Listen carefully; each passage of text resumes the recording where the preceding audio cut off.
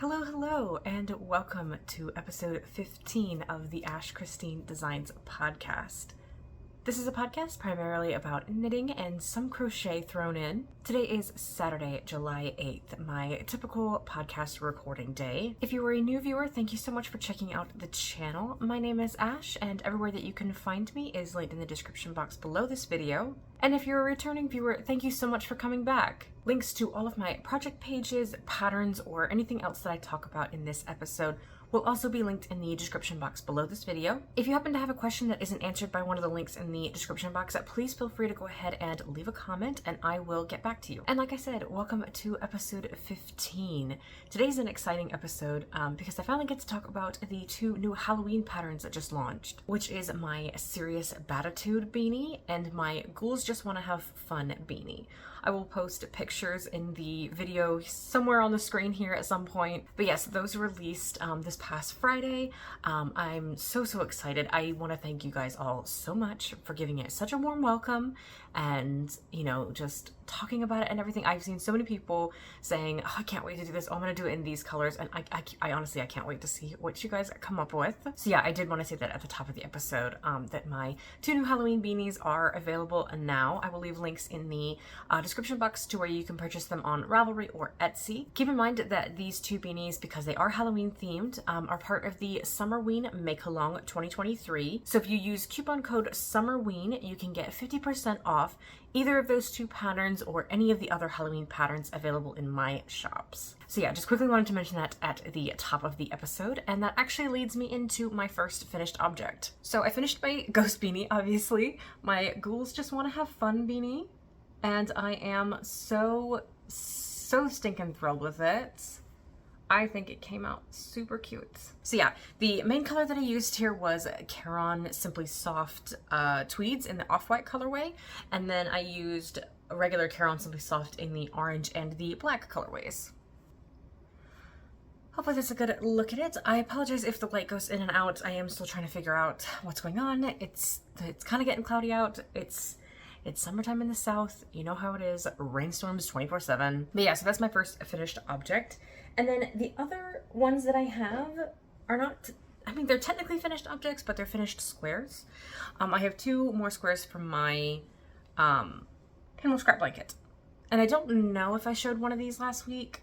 I feel like this one was finished last episode, but I can't remember. So here's two that I get to add to my blanket soon. And speaking of the blanket, that leads me into my first work in progress, which is my Pinwheel Scrap Blanket.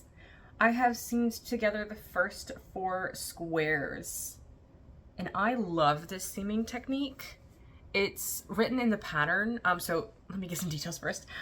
The pattern is by Mina Phillip of the Knitting Expat Designs and the Knitting Expat podcast. The yarn that I'm using for this is just regular scrap yarn. It's a worsted weight scrap yarn, and then I'm using US size 7 needles. Wanted to quickly mention that before I get into my anecdote about the seaming. But yeah, so the seaming is super fun. It is a crochet seam. I'll show you on the back. You do get this ridge, and it is 3D. Like you can definitely see that there's a bit of a ridge there. But like having it on your lap and everything, it's really like you don't even really notice it. So yeah, so they look super good together. Ugh, I'm obsessed. And I was getting concerned with using double colors. As you can see, I accidentally sewed 2 squares that have these 2 together. So I'm working on a way that I can check, like each square uses different colors and no square is repeated except for at the end of that row. But anyways, yeah, so I did want to mention, I do know that these 2 are side by side and that they are the same color. But yeah, I'm super happy with the way that this is looking.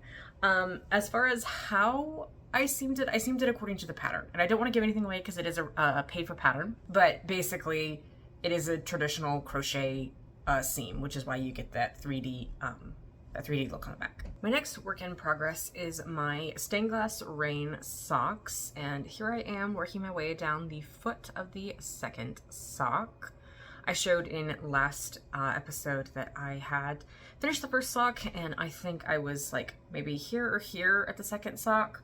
But yeah, so I have worked my way through the heel and finished the gusset decreases. I finished that yesterday, And this morning I got up and I finished the green section. So this pattern is by me. It's already available on Ravelry and Etsy. I will leave links to where you can find it in the description box. But I'm knitting up a new sample for Knit Picks to be hosted on their website during their October showcase. I will leave links to more information about Knit Picks and the Knit Picks independent designer program below this video. So yeah, so I am using Knit Picks yarn. I'm using Knit Picks Stroll in the white colorway. And I'm also using a set of their mini skeins, one of their Stroll mini packs, and in the rainbow colorway. So these are the last two colors to be added into that sock. And for that project, I am using US 2 or 2.75 millimeter needles. Next work in progress is my dipped pullover by Yarnspirations Design Studio. It's this fun stockinette raglan baby sweater, and I'm using Big Twist Classic in the pastels colorway. And I am super enjoying the way that this sweater is working up. I love the way that the yarn is spiraling around the body. I'm just not super in love with this project anymore, and I don't know why. I'm wondering if maybe it's because it's just miles of stockinette right now, and once I get past the body and I do the ribbing, maybe the sleeves will be easier. But right now I'm not loving this. I have had trouble pulling this out. I do have a stitch marker here. This is where it was last episode when I showed it. So as you can see, I have not knit a whole ton on this. I don't know what it is, if I'm just like not in the mood for baby knits right now. I don't know. I was super excited when I cast this on, so I know it's not the pattern. I know it's not the yarn. I think it's just me. So yeah, I'm gonna try to push through this and get it done, because there's other projects that I want to be working on. There's other projects I want to be spending my time on. And I think if I just push through this and finish this and a couple of other patterns, a couple of other projects, then maybe I can get back to the stuff that I really want to knit. And I know, like Kay of the Crazy Sock Lady always says, like, knit what makes you happy. But what makes me happy is the idea of finishing things. So I'd rather not stop knitting something. I'd rather just push through and finish it. Let me know in the comments if you're the same. I would much rather just push through and finish something rather than rip it out if I'm not enjoying it. Unless it's like seriously unenjoyable. Then I might rip it out. My next work in progress is probably the reason why I don't want to finish my dipped pullover, and this is my Wednesday vest. So I'm recreating the iconic Wednesday vest from the Netflix original series. And if you caught last week's episode, or last episode, I did have the bottom ribbing done, and I was getting ready to pick up the colors to do the checkerboard pattern like this, and I had a moment where I realized, I really don't like carrying my yarn on the purl side.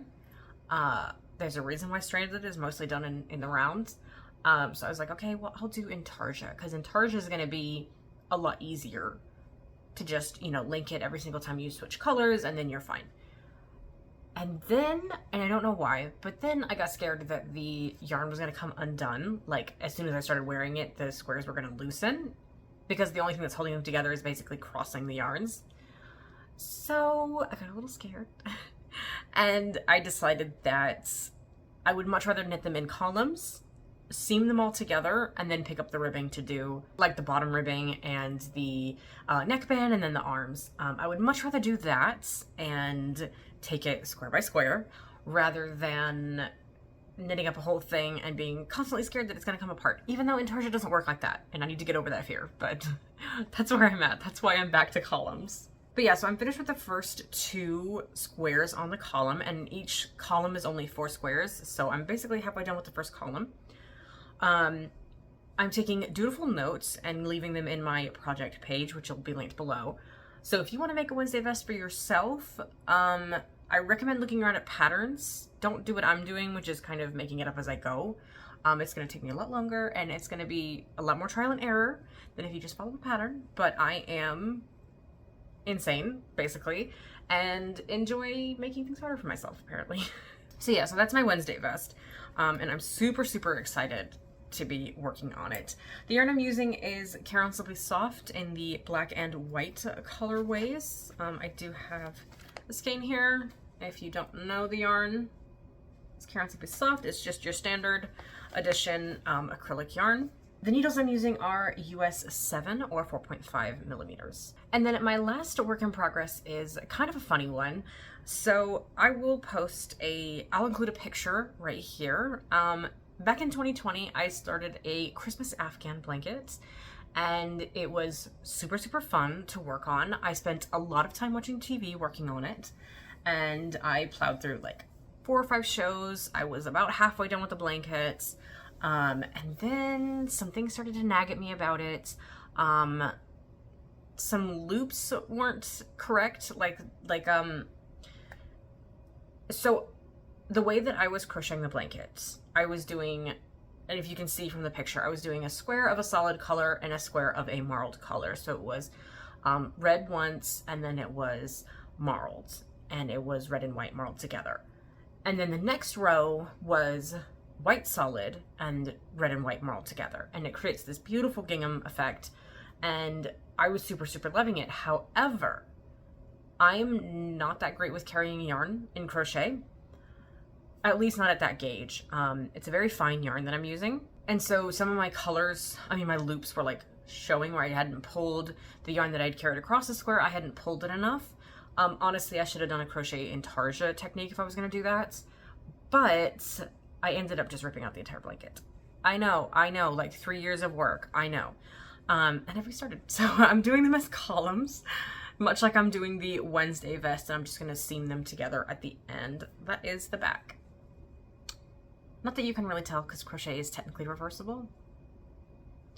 But yes, so I have restarted the blankets. I am just a little bit in. I do have the marled color coming next. I'm almost finished with the first square. I need to double check my measurements. I think I have another like 6 or 7 rows to crochet. I'm very slow with crochet, notoriously.